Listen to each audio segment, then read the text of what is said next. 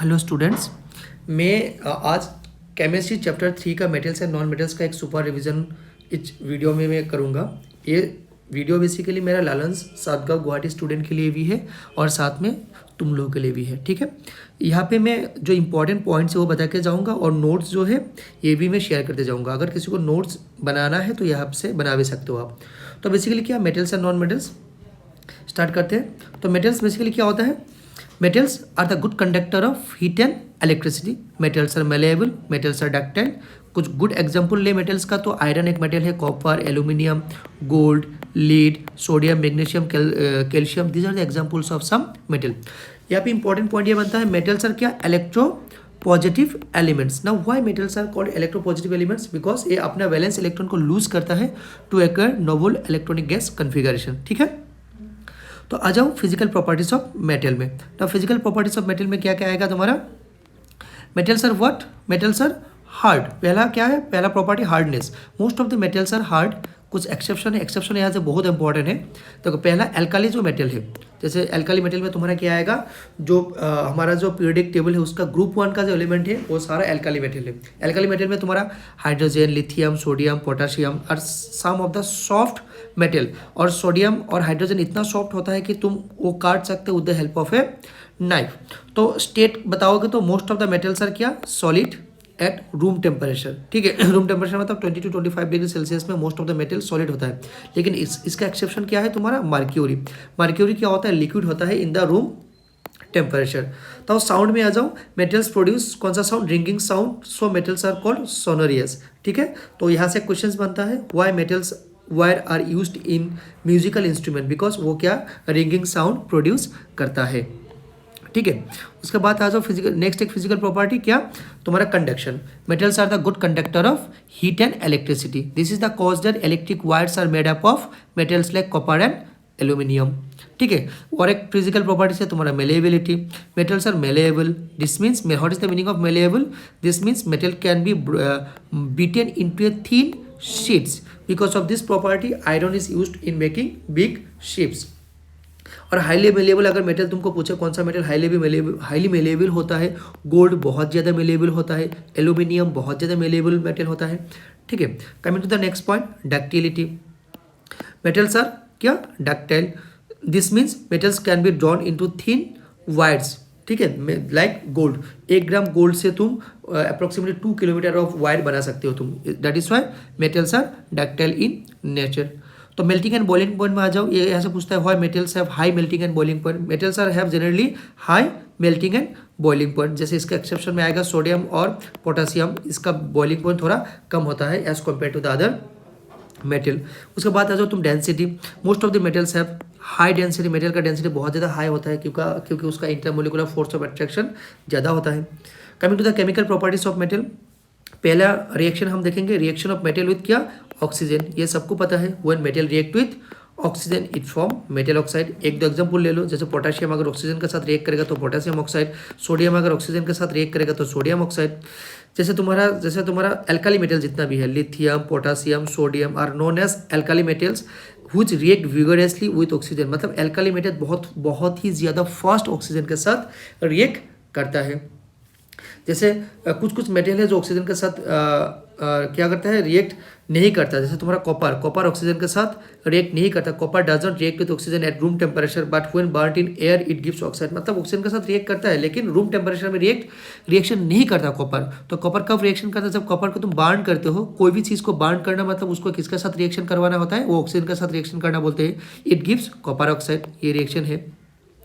जैसे ये वाला हम चैप्टर 1 में भी है, जो ऑक्सीडेशन एंड रिडक्शन है उसमें है। कॉपर का कलर क्या होता है? ब्राउन होता है। Brown colour copper become black copper oxide जब तुम उसको बर्न करते हो। और कॉपर ऑक्साइड के ऊपर अगर तुम हाइड्रोजन गैस स्प्रेड कर दोगे तो वापस तुम्हारा कॉपर बन जाता है, वापस तुम्हारा ब्राउन कलर कॉपर। ये चैप्टर 1 का भी एक पार्ट है। ठीक है, coming to the silver, gold, platinum, ये सब लो रिएक्टिव मेटल है। ये ऑक्सीजन के साथ इवन एट हाई टेम्परेचर भी रिएक्शन नहीं करता, तो इसलिए इसको हम क्या बोलेंगे? Least reactive metal. Coming to the next chemical properties of metal, reaction of metal with क्या? Water. Metal form respective hydroxide and hydrogen gas when they react with water, मतलब मेटल के साथ अगर तुम वाटर को रिएक्ट करोगे तो metal hydroxide तो फॉर्म होगा ही, साथ में तुम्हारा हाइड्रोजन गैस भी फॉर्मेशन होगा। जैसे तुम्हारा फॉर एग्जांपल बेसिकली सब मेटल वाटर के साथ रिएक्ट नहीं करता। मैं ये बात फिर से बोल रहा हूँ, सारा मेटल वाटर के साथ रिएक्ट नहीं करता। बेसिकली कौन सा मेटल करता है, जो एल्काली मेटल होता है और जो एल्काली अर्थ मेटल है ये बेसिकली वाटर के साथ रिएक्ट करता है, और जो एल्काली मेटल है ये वाटर के साथ बहुत ही ज़्यादा विगोरियसली रिएक्ट करता है। जैसे तुम्हारा एल्काली मेटल का दो एग्जाम्पल इधर दिया हुआ है, एक है सोडियम और एक है तुम्हारा पोटाशियम। अगर सोडियम वाटर के साथ रिएक्ट कराओगे तो सोडियम हाइड्रोक्साइड, पोटाशियम को वाटर के साथ रिएक्ट कराओगे तो पोटाशियम हाइड्रोक्साइड। देखो sodium plus water sodium hydroxide, और साथ में तुम्हारा कौन सा गैस, हाइड्रोजन गैस। और ये रिएक्शन इतना ज़्यादा एक्सोथर्मिक है, दोनों रिएक्शन इतना ज़्यादा एक्सोथर्मिक है, इतना ज़्यादा हीट प्रोड्यूस होता है कि जो हाइड्रोजन गैस इवोल्व होगा वो हाइड्रोजन गैस क्या आग पकड़ लेता है। इसीलिए सोडियम मेटल को अगर तुम वाटर में दोगे तो आग लग जाता है। इसीलिए वो जो आग लग जाता है वो कहाँ पे लगता है, सोडियम मेटल पे या पानी में नहीं लगता। इतना ज़्यादा हीट प्रोड्यूस होता है कि जो हाइड्रोजन गैस प्रोड्यूस होता है उसमें हाइड्रोजन गैस में तुम्हारा आग लग जाता है। इसीलिए लिखा है metals like potassium and sodium react violently with cold water. In case of sodium and potassium, the reaction is so violent and exothermic that the evolved hydrogen gas immediately catches fire. उसके बाद आ जाओ तुम calcium का reaction with water, ये produce करता है calcium hydroxide, जिसको हम लाइम वाटर भी बोलते हैं। नाउ कैल्शियम हाइड्रोक्साइड को जो रिएक्शन है ये तुम्हारा इतना ज़्यादा हीट प्रोड्यूस नहीं करता कि उसमें हाइड्रोजन गैस इसमें प्रोड्यूस हो उसमें आग लग जाए। तो the reaction of calcium with water is less violent, the heat evolve here is not sufficient for hydrogen gas to catch fire. लेकिन यहाँ पे क्वेश्चन क्या बनता है, अगर तुम कैल्शियम और मैग्नीशियम मेटल को वाटर में डालोगे तो वो फ्लोट करने लगता है। क्यों? Calcium start floating because of bubbles of hydrogen gas form stick to the surface of the metal. मतलब जब कैल्शियम वाटर में डालते हो जो यहाँ पे हाइड्रोजन गैस प्रोड्यूस होगा, ये हाइड्रोजन गैस कैल्शियम मेटल का सर्फेस में ऐसे लग जाता है और वो अपथ्रस्ट एक फॉर्म करता है, जिसकी वजह से वो मेटल क्या फ्लोट करने लगते हैं पानी में। फॉर एग्जाम्पल से magnesium plus H2 magnesium hydroxide, ये भी तुम्हारा अगर ये भी start float, magnesium also start floating due to the formation of hydrogen gas bubbles on its surface. ठीक है, कुछ मेटल है जैसे तुम्हारा एल्यूमिनियम हुआ, आयरन हुआ, जिंक। याद रखना एल्यूमिनियम, आयरन, जिंक ये कोल्ड वाटर के साथ रिएक्ट नहीं करता और हॉट वाटर के साथ भी ये रिएक्ट नहीं करता, but the react with steam. ये किसके साथ रिएक्ट करते हैं, स्टीम के साथ रिएक्ट करते हैं to form metal oxide and hydrogen gas. जैसे तुम्हारे एल्यूमिनियम के साथ अगर वाटर का रिएक्ट कराओगे तो एल्यूमिनियम ऑक्साइड, साथ में हाइड्रोजन गैस। आयरन के साथ अगर वाटर के साथ रिएक्ट कराओगे तो ये तुम्हारा आयरन ऑक्साइड जो होता है रास्ट, साथ में तुम्हारा कौन सा गैस, ये सारा गैस है हाइड्रोजन गैस फॉर्मेशन होगा, metal oxide plus hydrogen gas. इसमें याद रखना कौन सा कोल्ड वाटर में रिएक्शन कर रहा है, जैसे मैग्नीशियम हॉट वाटर में भी करता है, कोल्ड वाटर के साथ नहीं करता। और उसके बाद लास्ट में तुम्हारा कौन सा स्टीम के साथ रिएक्शन कर रहा है। और कुछ मेटल ऐसा है जैसे तुम्हारा कॉपर हुआ, लीड हुआ, कॉपर हुआ, सिल्वर एंड गोल्ड, ये सब रिएक्ट नहीं करता, किसके साथ, वाटर के साथ रिएक्शन नहीं करता। 10 अगर तुम वाटर का रिएक्टिविटी सीरीज देखोगे मेटल का रिएक्शन का, तो सबसे ज़्यादा रिएक्शन पोटाशियम, उसके बाद सोडियम, उसके बाद calcium, magnesium, aluminium, zinc, iron, lead, copper, silver और क्या एयू क्या है हमारा, गोल्ड है। ये रिएक्टिविटी सीरीज का ही एक पार्ट है। ठीक है, now reaction of metal with dilute acid देख लेते हैं हम। देखो metal usually displace hydrogen from the dilute acid. When metal react with dilute acid the metal salt and hydrogen gas is form. ये हमारा एसिड बेस एंड सॉल्ट का भी part है। Metal plus acid is equal to क्या, salt plus कौन सा gas, hydrogen gas. यहाँ पे हम लोग टेस्ट फॉर हाइड्रोजन गैस भी किए हुए हैं, जिसमें तुम्हारा वो हाइड्रोजन गैस बर्न होता है विद द पॉप साउंड। जैसे सोडियम प्लस HCl तो NaCl प्लस हाइड्रोजन गैस, यहाँ पे मैग्नीशियम प्लस HCl MgCl तो magnesium chloride plus hydrogen gas. ठीक है, नाउ यहाँ पे एक बात बोला है, most of the metal oxide are insoluble in water but alkali metal oxides are soluble in water. Alkali metal oxide gives strong base when dissolved in water। मतलब ज़्यादातर मेटल ऑक्साइड तुम्हारा वाटर में इनसॉल्युबल होता है, लेकिन जो alkali metal है, group 1 का जो मेटल है, ये वाटर के साथ क्या होता है, सॉल्युबल होता है और स्ट्रॉन्ग बेस फॉर्मेशन करता है। जैसे सोडियम ऑक्साइड, अगर तुम वाटर में डालोगे तो सोडियम हाइड्रोक्साइड फॉर्म होगा, this is a strong base. Magnesium oxide को अगर तुम वाटर में डालोगे तो ये मैग्नीशियम हाइड्रोक्साइड फॉर्म होगा, this is also a strong base. देखो यहाँ पे एक बात है, एम्फोटेरिक सब्सटेंस के बारे में। कुछ मेटल ऑक्साइड क्या होता है, देखो मेटल ऑक्साइड है बेसिकली बेसिक इन नेचर, तो बेसिकली ये एसिड के साथ रिएक्शन करेगा। तो नॉन मेटल ऑक्साइड है एसिडिक इन नेचर, तो इसी basically non metal oxide base के साथ रिएक्ट करता है, ठीक है ना। कुछ मेटल ऑक्साइड ऐसा होता है जैसे aluminium oxide and zinc oxide, book में भी दिया हुआ है, बहुत इंपॉर्टेंट है। कौन सा, aluminium oxide and zinc oxide, ये insoluble in water, they are insoluble in water and are amphoteric in nature. Amphoteric मतलब एन एम्फोटेरिक सब्सटेंस वही होता है जो एसिडिक कैरेक्टर भी शो करता है और बेसिक कैरेक्टर भी दोनों शो करता है। बेसिकली ये तो मेटल ऑक्साइड है ना, metal oxide basic characteristic show करना चाहिए, लेकिन ये एसिडिक और बेसिक दोनों कैरेक्टर ही शो करता है, तो इसीलिए इसको हम बोलेंगे एम्फोटेरिक ऑक्साइड। जैसे जिंक ऑक्साइड बीइंग बेसिक, ये एसिड के साथ रिएक्ट करना चाहिए, लेकिन ये बेस के साथ भी रिएक्शन करता है। ये sodium zincate plus water, here ZnO behaves like an acid, ZnO acid के साथ भी रिएक्ट करता है, HCl के साथ रिएक्ट करेगा तो जिंक क्लोराइड प्लस H2O, ठीक है। उसके बाद तुम एल्यूमिनियम ऑक्साइड की बात करोगे तो एसिडिक बिहेवियर शो करता है, जैसे Al2O3 एल्यूमिनियम ऑक्साइड अगर एसिड के साथ रिएक्ट कराओगे तो एल्यूमिनियम क्लोराइड प्लस H2O, वो बेस जैसे एल्यूमिनियम ऑक्साइड बेस जैसा भी बिहेव करता है, ठीक है। All this metal which are more reactive than hydrogen, that is those metal which lose electron more easily than hydrogen displace hydrogen from dilute acid to produce hydrogen gas। मतलब क्या, यहाँ से क्वेश्चन बनता है, मतलब जब एक मेटल एसिड के साथ रिएक्ट करता है तो हाइड्रोजन गैस क्यों फॉर्म होता है, ये बहुत इंपॉर्टेंट है। देखो मेटल्स आर इलेक्ट्रोपॉजिटिव, मैंने पहले बता दिया, तो मेटल क्या करता है, अपने इलेक्ट्रॉन को लूज करता है, ठीक है ना। जो मेटल इलेक्ट्रॉन को लूज किया वो इलेक्ट्रॉन, देखो अगर एसिड को तुम वाटर में डिजोल्व करोगे तो एसिड का क्या प्रॉपर्टी होता है, when acids are dissolved in water it dissociate H+ ion. Now metal का लूज किया गया इलेक्ट्रॉन H+ आयन के साथ मिलकर तुम्हारा हाइड्रोजन गैस फॉर्म करता है, ठीक है। नाउ तुम्हारा जो जैसे तुम्हारा वाटर का H2O, ठीक है, अगर कोई स्ट्रॉन्ग मेटल अगर वाटर के साथ रिएक्ट करेगा तो वो स्ट्रॉन्ग मेटल क्या करेगा, तुम्हारा हाइड्रोजन को यहाँ से क्या कर देगा, रिमूव कर देगा, ठीक है।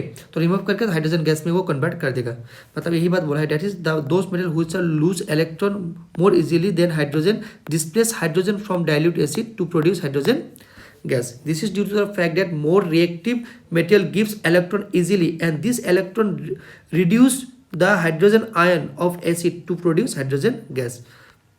The metals like silver, copper which are less reactive, देखो ये हाइड्रोजन से लेस रिएक्टिव है ना, हाइड्रोजन सीरीज रिएक्टिविटी सीरीज का हाइड्रोजन के नीचे ये सब, अगर ये सब मेटल हाइड्रोजन को डिस्प्लेस नहीं कर पाता तो ये हाइड्रोजन गैस प्रोड्यूस भी नहीं करता और डाइल्यूट एसिड के साथ रिएक्शन भी नहीं करता।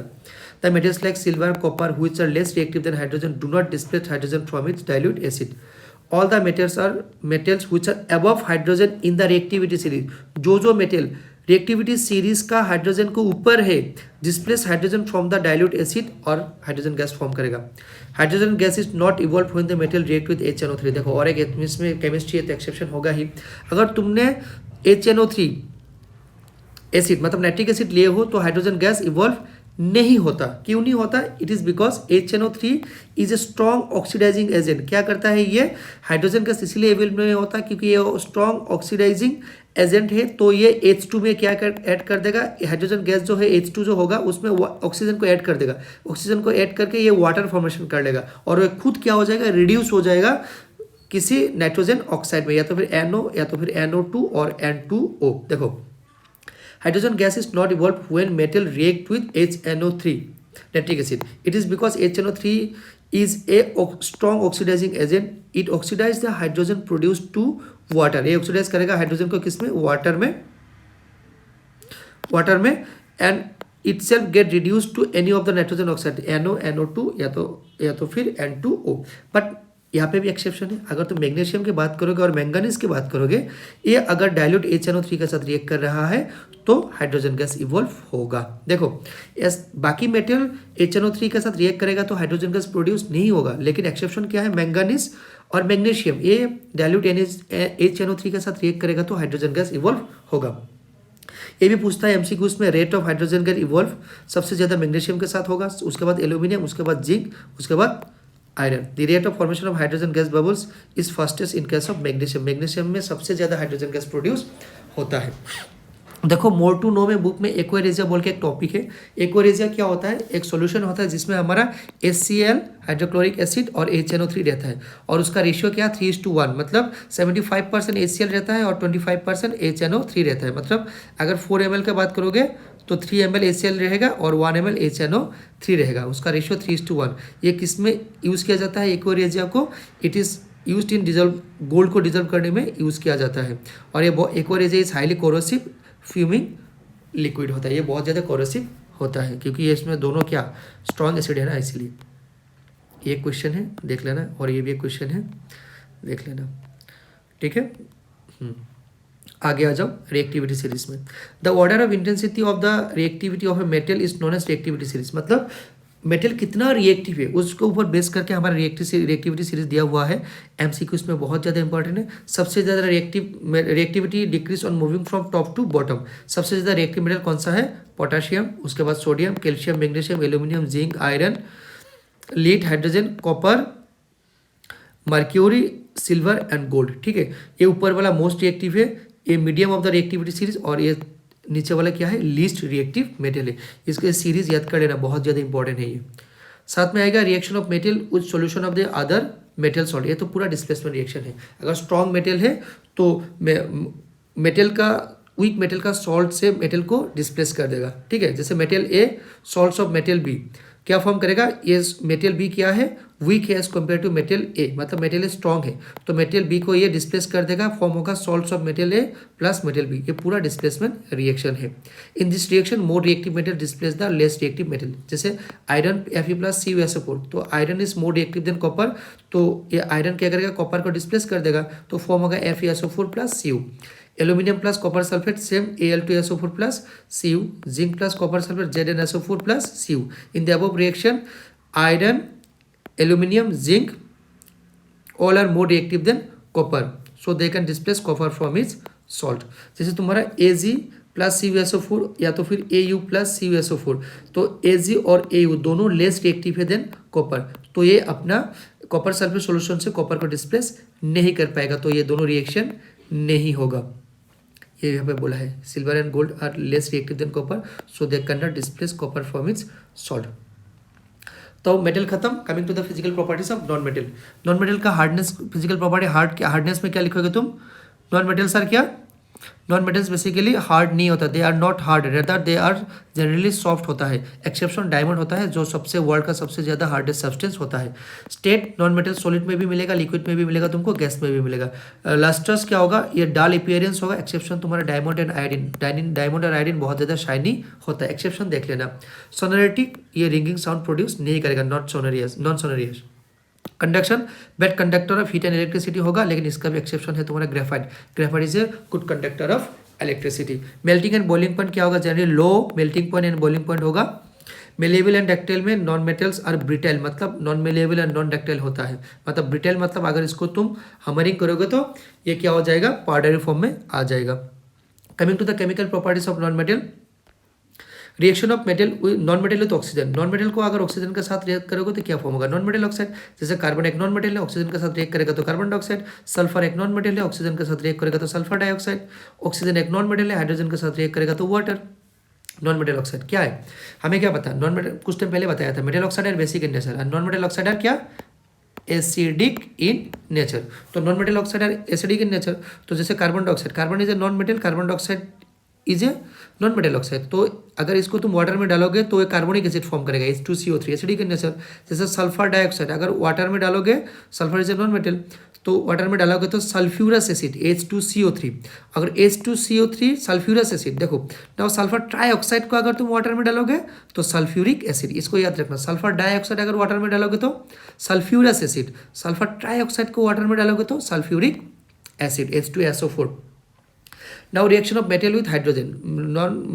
नॉन मेटल अगर हाइड्रोजन के साथ रिएक्ट करेगा तो कोवेलेंट हाइड्रेट फॉर्म करेगा, जैसे H2 plus S, H2S, O2 plus H2 is equal to H2O, ये कोवेलेंट फॉर्म करेगा, covalent hydrates. Reaction of non metal with chlorine. अगर नॉन मेटल तुम्हारा क्या क्लोरीन के साथ रिएक्ट करेगा तो क्या होगा? तुम्हारा HCl, मतलब नॉन मेटल क्लोराइड भी बोलते हैं इसको, Cl2 plus P4 PCl3, potassium chloride, फॉस्फोक्लोराइड क्या बोलते हैं इसको, हाँ पोटेशियम। हाँ, coming to the reaction of non metal with metals with non metal. अगर मेटल नॉन मेटल के साथ रिएक्ट करेगा तो क्या होगा? Many metals from ionic bond. जब भी मेटल नॉन मेटल के साथ रिएक्ट करता है तो क्या फॉर्म होता है तुम्हारा? जब भी मेटल नॉन मेटल के साथ रिएक्ट करता है तो आयनिक बॉन्ड फॉर्मेशन होता है। नाउ आयनिक बॉन्ड फॉर्मेशन होता है due to lose and gain of electron. देखो हमें क्या पता, metals are electropositive and non metals are electronegative. तो मेटल इलेक्ट्रॉन लूज करेगा, उस इलेक्ट्रॉन को रिसीव कौन करेगा, नॉन मेटल। तो और क्या होगा, एक बॉन्ड फॉर्मेशन होगा जिसको हम आयनिक बॉन्ड बोलते हैं। Many metals form ionic bond when they react with non metal compound so formed are called ionic compound. Positive और negative charge atoms are known as ions. Ions क्या होता है ना, पॉजिटिव और negative charge atoms are known as ions. Ions are form because of lose और gain of electron. अगर lose करेगा तो पॉजिटिव आयंस, अगर गेन करेगा तो नेगेटिव आयन। पॉजिटिव आयन के कब फॉर्म होता है, due to lose of an electron. जैसे तुम्हारा सोडियम, सोडियम क्या करेगा, Na+ फॉर्म करेगा बाय लूजिंग 1 इलेक्ट्रॉन। जैसे मैग्नीशियम Mg2+ फॉर्म करेगा by losing 2 electron. Negative ion क्या होता है, a negative ion is form because of gain of electron by an atom. जैसे क्लोरीन तुम्हारा क्या करेगा, नेगेटिव आयन फॉर्म करेगा by gaining 1 electron. Now ionic bond क्या होता है, आयनिक bonds are form because of transfer of electron from metal to non metal. मतलब metal से जब नॉन मेटल तक जब आयंस का ट्रांसफर होता है, उसके वजह से जो बॉन्ड फॉर्मेशन होता है उसको हम बोलते हैं ionic bond. In this course metal get electropositive charge and non metal get electric negative charge due to acceptance of electron. In the other words, bonds formed between positive and negative ion are called ionic bond. इसके बाद देखो formation of NaCl, कोई एक आएगा NaCl या तो फिर MgC magnesium chloride या तो फिर सोडियम ऑक्साइड, ऐसा फॉर्मेशन कोई एक बनाने देगा तुम्हारा आयनिक कंपाउंड का फॉर्मेशन। देखो हम लोग NaCl देख लेते हैं थोड़ा। सोडियम इज ए मेटल, यहाँ पे सोडियम मेटल है और क्लोरीन क्या है, नॉन मेटल है। सोडियम का एटॉमिक नंबर है 11, तो इलेक्ट्रॉनिक कॉन्फ़िगरेशन क्या होगा, 281। वैलेंस इलेक्ट्रॉन क्या होगा इसका, 1 होगा और वैलेंसी भी तुम्हारा 1 है। क्लोरीन का एटॉमिक नंबर है तुम्हारा 17, इलेक्ट्रॉनिक कॉन्फ़िगरेशन है 287 और वैलेंस इलेक्ट्रॉन इसका 7 है और वैलेंसी 1 है। तो क्या होगा, देखो सोडियम क्या फॉर्म करेगा, Na+ फॉर्म करेगा बाय लूजिंग 1 इलेक्ट्रॉन। क्लोरीन वही इलेक्ट्रॉन को रिसीव करके Cl- फॉर्म करेगा। ठीक है, देखो सोडियम का आउटरमोस्ट इलेक्ट्रॉन, ठीक है, क्लोरीन का तुम्हारा आउटरमोस्ट में कितना इलेक्ट्रॉन है, वैलेंस इलेक्ट्रॉन है उसका 7, तो उसको 8 चाहिए। तो ये सोडियम का एक इलेक्ट्रॉन लेके ये ऑक्टेट फुल हो जाएगा, तो Na+ और Cl- फॉर्म करेगा। जैसे उसी तरह MgCl2 मैग्नीशियम मेटल है, इसमें क्लोरीन क्या है, नॉन मेटल है। मैग्नीशियम क्या करेगा, एटॉमिक नंबर उसका 12 है, तो इलेक्ट्रॉनिक कॉन्फ़िगरेशन का 282। Mg क्या फॉर्म करेगा, Mg2+ bye losing 2 electron. Chlorine क्या करेगा, वही इलेक्ट्रॉन रिसीव करके Cl- फॉर्म करेगा। देखो मैग्नीशियम का 2 वैलेंस इलेक्ट्रॉन है, तो 2 इसका फॉर्मूला क्या है, MgCl2। ही मैग्नीशियम का 2 इलेक्ट्रॉन, हर क्लोरीन एक एक इलेक्ट्रॉन को रिसीव करके उसका भी 8 हो गया, इसका भी 8 हो गया, ये 2 लूज करके इसका भी 8 हो गया, तो फॉर्मेशन हो गया MgCl2, Mg2+ और Cl2 और ये माइनस। ठीक है, सेम Na2O, सोडियम Na मतलब Na के 11 है एटॉमिक नंबर, तो फिर इलेक्ट्रॉन कॉन्फ़िगरेशन 281, तो Na2 है, उसी को और ऑक्सीजन का क्या है 8 है, तो इलेक्ट्रॉनिक कॉन्फ़िगरेशन होगा 2.6। तो सोडियम का 2 सोडियम है ना, हर सोडियम का एक एक लेके ऑक्सीजन का 2 फुलफिल हो जाएगा। ऑक्सीजन का 8 हो गया और सोडियम भी एक इलेक्ट्रॉन लूज करके वो भी तुम्हारा मतलब उसका भी double gas electronic configuration acquire कर लिया, तो दोनों मिलकर कंपाउंड फॉर्म किया तुम्हारा Na2O। सेम मैग्नीशियम ऑक्साइड भी इधर दिया हुआ है सेम प्रोसीड्यूर से। ये 4 है ना, यहाँ पे कोई एक एग्जाम में आ सकता है। Now coming to the last point, occurrence of metal. देखो मतलब देखो मेटल बेसिकली 2 टाइप का होता है, या तो फिर हाईली रिएक्टिव या तो फिर लेस रिएक्टिव। और ऑकरेंस ऑफ मेटल हमारा नेचर में मेटल 2 फॉर्म में हो सकता है, या तो फिर फ्री स्टेट नहीं तो फिर कंबाइंड स्टेट। कौन सा मेटल फ्री स्टेट में होगा, जो मेटल लेस रिएक्टिव होगा वो फ्री स्टेट में मिलेगा तुम्हें। जैसे तुम्हारा सिल्वर, गोल्ड, प्लेटिनम, मर्क्यूरी, ये सब लेस रिएक्टिव मेटल है, तो ये फ्री स्टेट में तुमको मिलेगा। और कुछ मेटल है जो हाईली रिएक्टिव होता है, वो तुम्हारा किस में मिलेगा, कंबाइंड स्टेट में मिलेगा। नाउ कुछ डेफिनेशन देख लेते हैं पहले। Minerals and ores. मिनरल्स क्या होता है, naturally occurring compound of metal mixed with earthly material. मतलब ओर्स के साथ जो तुम्हारा अर्थली अनवांटेड मटेरियल मिक्स रहेगा उसको हम क्या बोलेंगे, मिनरल्स बोलेंगे। ठीक है, और मिनरल्स में क्या हो सकता है, लार्ज परसेंटेज या स्मॉल परसेंटेज में क्या हो सकता है, मेटल प्रेजेंट होता है बेसिकली। और उसके बाद ओर्स में आ जाओ। ओर्स क्या है, a mineral from which a metal can be extracted on a commercial scale और economically are known as ores. Ores क्या होता है, कोई भी मिनरल जहाँ से तुम्हारा मेटल को एक्सट्रैक्ट किया जाता है कॉमर्शियली और इकोनॉमिकली, उसको हम बोलेंगे ores. On the basis of reactivity के बेसिस पे मेटल कितना टाइप का होता है, 3 टाइप का होता है, या तो फिर लो रिएक्टिव, या तो फिर मीडियम रिएक्टिव, या तो फिर हाई रिएक्टिव। ठीक है, याद रखना लो रिएक्टिव का एक्सट्रैक्शन करने का भी प्रोसेस डिफरेंट है, मीडियम का भी डिफरेंट है और हाई का भी डिफरेंट है, आगे जाके हम देखेंगे। गैंग क्या है? ओर्स में, जो ओर्स है हमारा, ओर्स में जो large number of unwanted earthly material present रहेगा, ओर्स में जो मेटल के अलावा जो अनवांटेड अर्थली मटेरियल प्रेजेंट रहेगा उसको हम क्या बोलेंगे? गैंग बोलेंगे। ठीक है, गैंग में भी एसिडिक भी हो सकता है और बेसिक भी हो सकता है नेचर में। सम एग्जांपल ऑफ ओर्स, देखो ओर्स तीन टाइप का हो सकता है, या तो फिर ऑक्साइड और होगा, या तो फिर कार्बोनेट और होगा, या तो फिर सल्फाइड और होगा। अगर आयरन का और का बात करें तो आयरन का ऑक्साइड और दो है, हेमेटाइट एंड मैग्नेटाइट। फॉर्मूला देख लेना, Fe2O Fe2O4। और आयरन का कार्बोनेट और है तुम्हारा सिडराइट, FeCO3। और सल्फाइड और है पायराइड्स। जिंक का देख लेते हैं, जिंक का सल्फाइड और का नाम है जिंक ब्लेंड, कार्बोनेट और का नाम है कैलेमाइन, और ऑक्साइड और का नाम है जिंकेट। ठीक है, नाउ जब हम लोग मेटल का एक्सट्रैक्ट करेंगे तो मेटल तीन टाइप का होता है, या तो फिर हाई रिएक्टिव, नहीं तो फिर मीडियम रिएक्टिव, नहीं तो फिर लो रिएक्टिव। तो कमिंग लो रिएक्टिव से आते हैं पहले। देखो नाउ मेटल नेचर में तीन फॉर्म में हो सकता है, या तो फिर और तीन फॉर्म में हो सकते हैं बेसिकली, या तो फिर सल्फाइड और, कार्बोनेट और, नहीं तो फिर ऑक्साइड और। देखो जो बेसिकली लो रिएक्टिव मेटल होता है ना, लो रिएक्टिव मेटल का बेसिकली सल्फाइड और होता है। अगर सल्फाइड और है तो फिर उसको हम करेंगे कौन सा प्रोसेस? रोस्टिंग। अगर तुम्हारा कार्बोनेट और प्रेजेंट है तो उसको हम करेंगे क्या? कैल्सिनेशन। ठीक है, तो रोस्टिंग और कैल्सिनेशन का डिफरेंस क्या है ये पहले जान लो। तो रोस्टिंग में हम क्या करते हैं, उस मेटल को, मतलब मेटल के ओर्स को मेटल ऑक्साइड में कन्वर्ट करते हैं बाय हीट करके, basically with large amount of oxygen, मतलब sufficient amount of oxygen provide करके उस मेटल को हीट किया जाता है, मेटल ओर को हीट किया जाता है टू फॉर्म मेटल ऑक्साइड। ठीक है, और एक प्रोसेस है कैल्सिनेशन करके, जो कार्बोनेट ओर को किया जाता है। इस कैल्सिनेशन प्रोसेस में क्या करेंगे, इसमें भी तुम्हारा मेटल ओर को हीट करेंगे with less amount of oxygen, मतलब sufficient amount of oxygen supply इसमें नहीं करेंगे। ठीक है, देखो लो रिएक्टिव मेटल सल्फाइड और बेसिकली होता है, तो उसमें हम रोस्टिंग करेंगे कम sufficient amount of oxygen supply करके।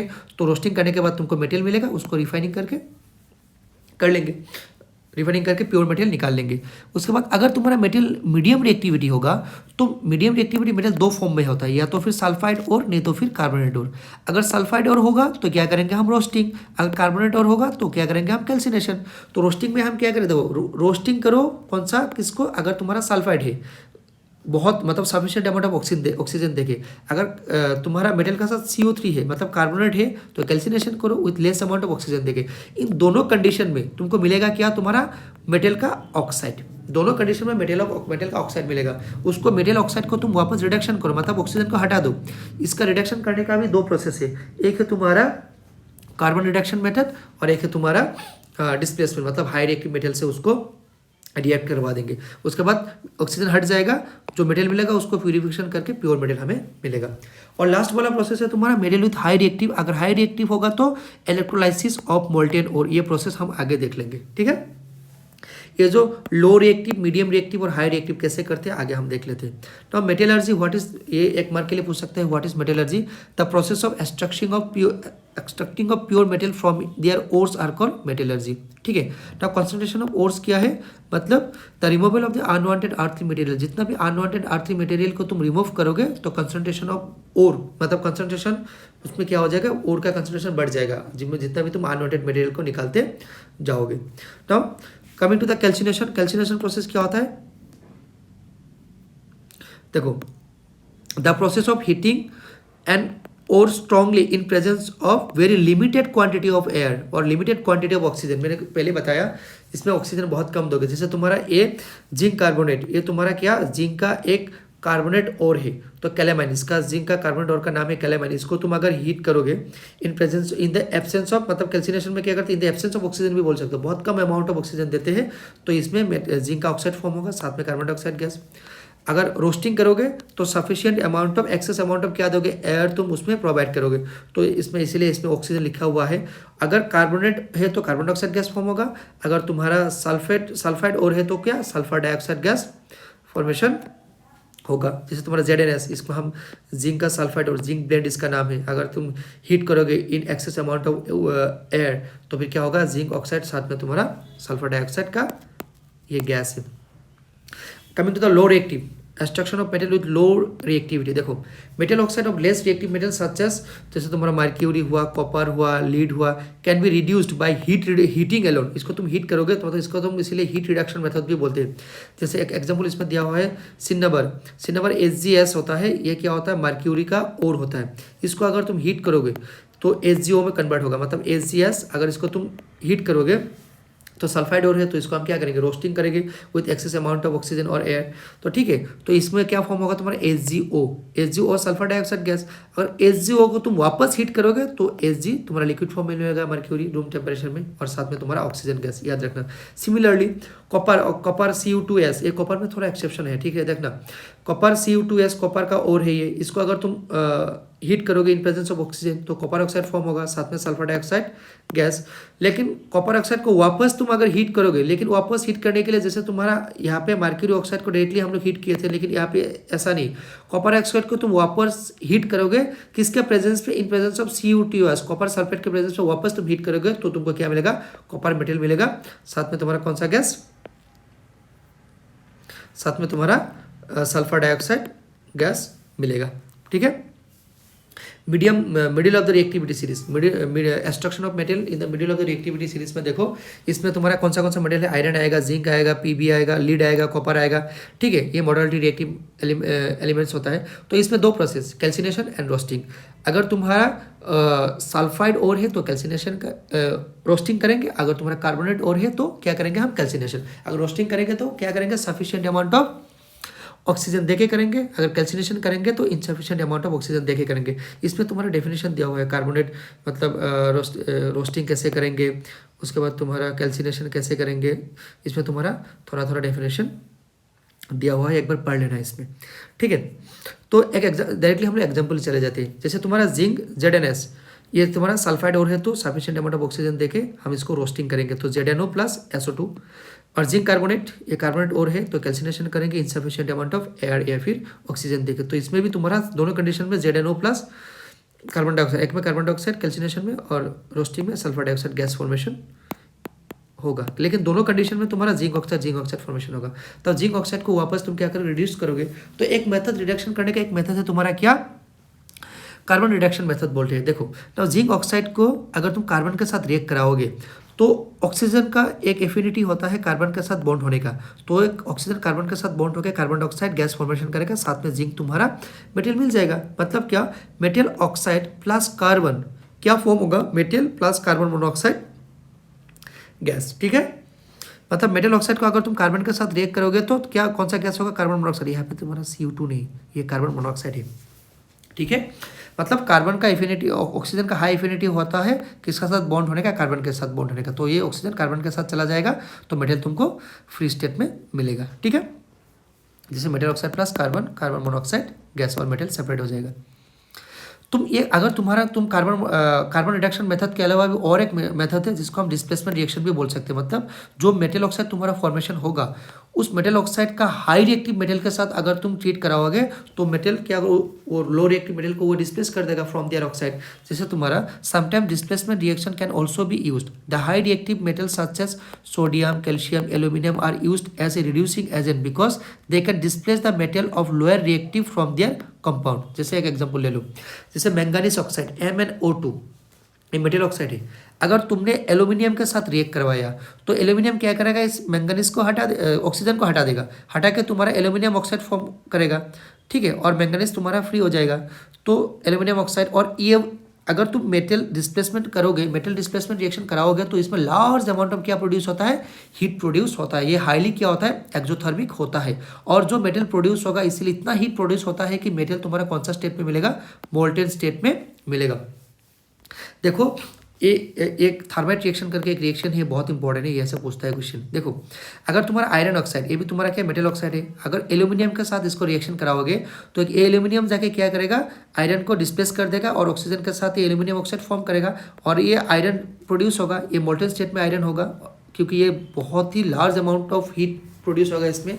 जो मेटल आयरन मिलेगा तुमको वो मोल्टेन स्टेट में मिलेगा। और इसी रिएक्शन को यूज़ करते हैं हम रिले ट्रैक को ज्वाइनिंग करने के लिए, क्रैक मशीन पार्ट को ज्वाइनिंग करने के लिए। इस रिएक्शन को हम क्या बोलेंगे, थर्माइट रिएक्शन, बहुत इंपॉर्टेंट थर्माइट रिएक्शन, ठीक है।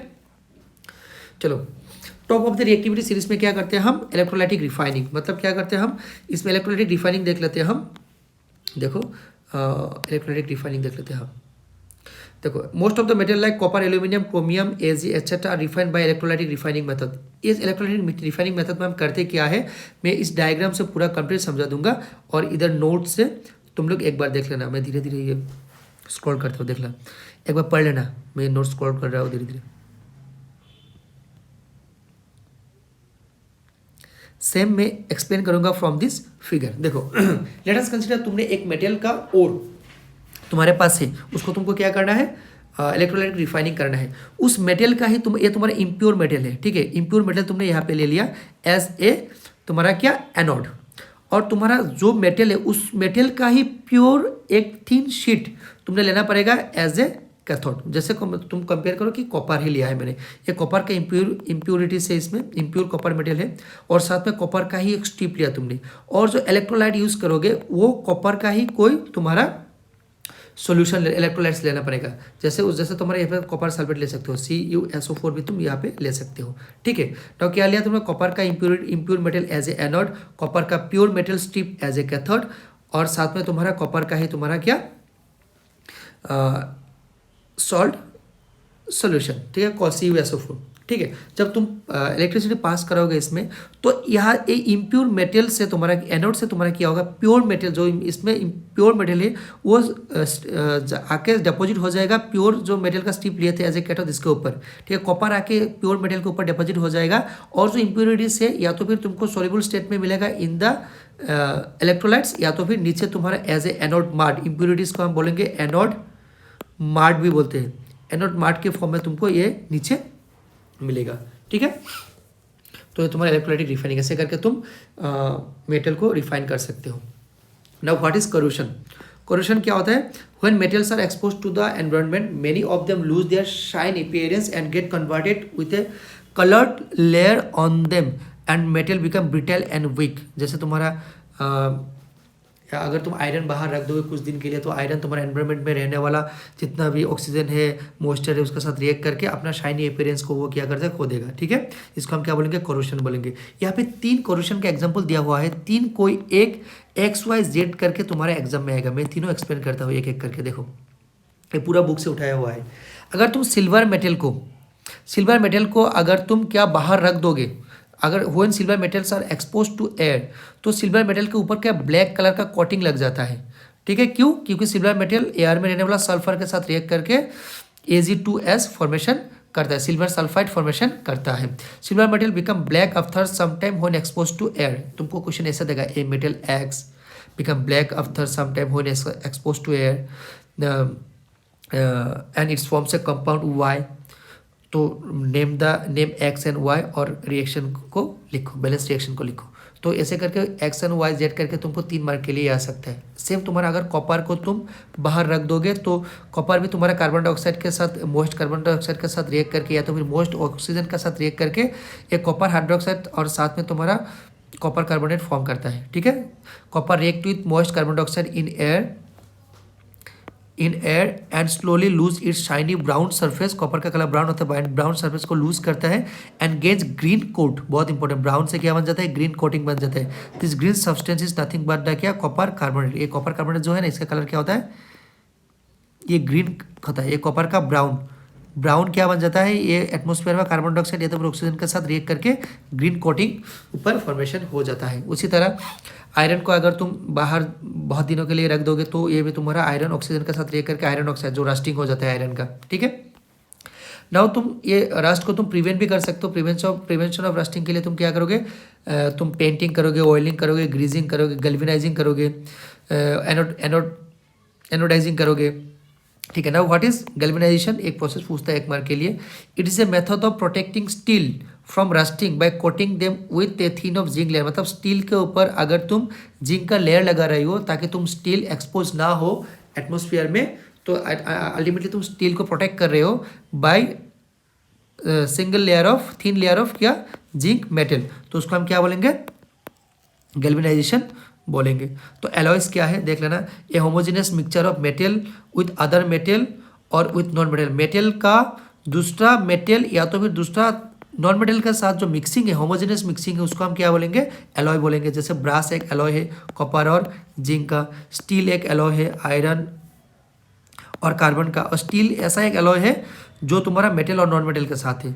ब्रास जैसे कॉपर जिंक, इसका परसेंटेज भी पूछता नहीं है, मैंने ये बार लिखा हुआ है। इसका कहाँ पे यूज़ होता है, डेकोरेटिंग पर्पस में यूज़ होता है, साइंटिफिक इंस्ट्रूमेंट बनाने में यूज़ होता है, टेलीस्कोप माइक्रोस्कोप बनाने में यूज़ होता है। ब्रॉन्ज एक एलॉय है, कॉपर और टीन का एलॉय है, ऐसे मतलब टीन यूज़ कहाँ पे किया जाता है, स्टेनलेस कुकिंग यूटेंसिल बनाने में यूज़ किया जाता है। और प्योर गोल्ड भी है यहाँ पे, 24 कैरेट प्योर गोल्ड क्या होता है, उसमें क्या होता है, 20 हमारे इंडिया में सबसे ज़्यादा 24 कैरेट प्योर गोल्ड यूज़ होता है। उसमें 22 पार्ट्स क्या होता है, गोल्ड होता है, और 2 पार्ट्स क्या होता है, या तो फिर मतलब 2 पार्ट्स अदर मेटल होता है, मतलब सिल्वर भी हो सकता है उसमें। ठीक है, तो ये overall metals and non metals का एक